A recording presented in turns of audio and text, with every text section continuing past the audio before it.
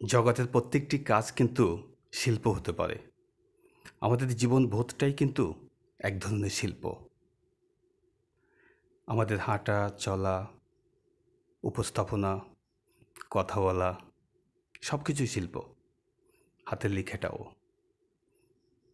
এই যে বিষয়গুলো, এগুলো যতনে, চেষ্টায়, সাধনায়, তারপরেই কিন্তু শিল্প হয়ে ওঠে।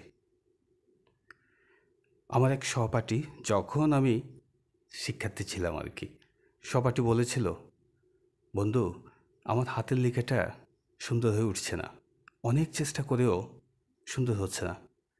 আমি তাকে বলেছিলাম, আমাকে একটু লিখে দেখাও তো, কেমন করে তুমি যত্ন করো। সে এমনভাবে খাতায় কলম বসালো এবং দাঁত মুখ একেবারে খিঁচে। আমি তাকে বললাম, দাঁত মুখ খিঁচে তুমি ফুল ফুটাতে পারবা না। ফুল ফুটাতে হলে তোমাকে ঠিক আচরণটা ফুলের মতো হতে হবে। খাতায় তোমার আঙ্গুল আছে, কলম আছে, কিন্তু কেন জানি তোমার সযতন অবস্থানটা নেই সেখানে।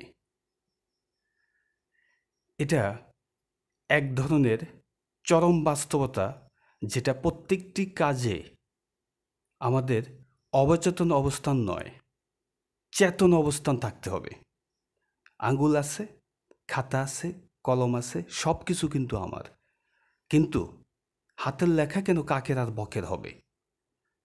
প্রত্যেকটি বর্ণের মাঝে আমি যদি অবস্থান করি, নিজেকে দাঁড় করাই, এবং কি আমার মস্তিষ্ককে যদি সেখানে ধারণ করাই, হাতের লেখা সুন্দর হতে বাধ্য। 10 জনে যদি সুন্দর করতে পারে, আমি কেন পারবো না?